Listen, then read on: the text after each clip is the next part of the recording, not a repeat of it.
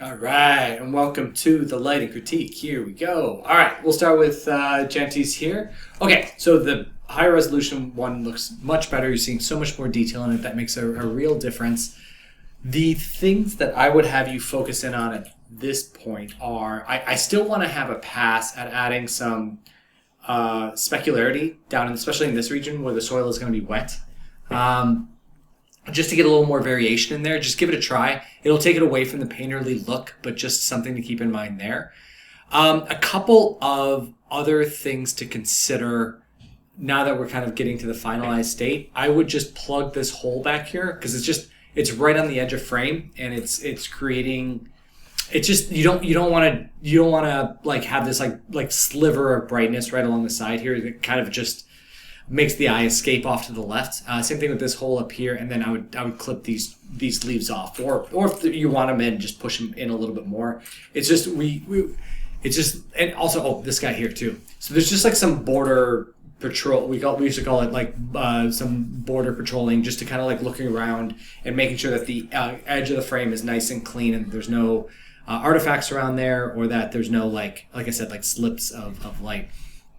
Additionally, if I was you, I would maybe, just to get a little bit more depth in the scene, I would maybe just like add a slight bit of atmospheric fall off, or just some like haze on some of these further background ones, just to help pop the foreground ones even a slight bit forward.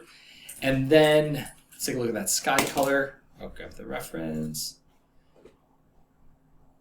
Doop.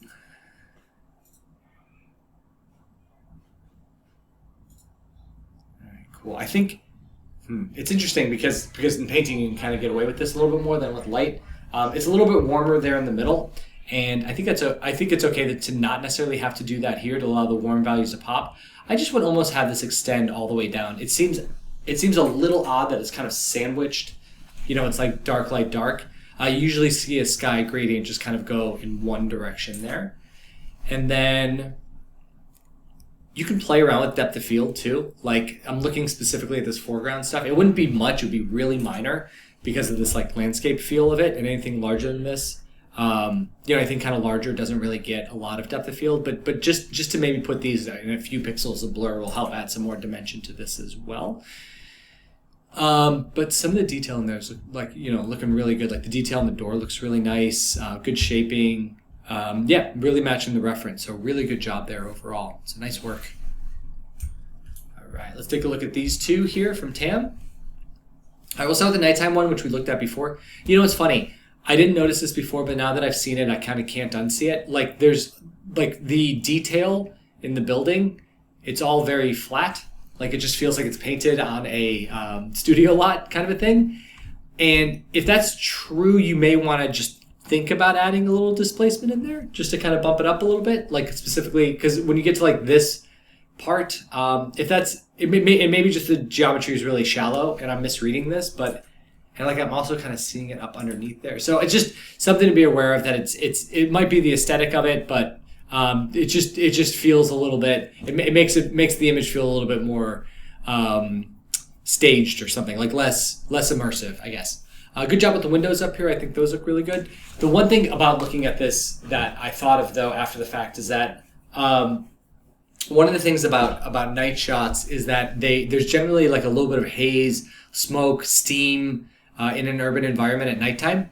And with that, you would see more of an influence of these lights kind of just like ballooning out a little bit into that. And I think you could really push that a little bit more to kind of create a little bit of just more haze in the background, and that haze is really influencing the color back here. So like if I took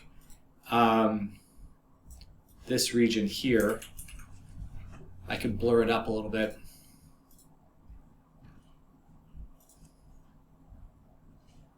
And then I can layer it back over the top.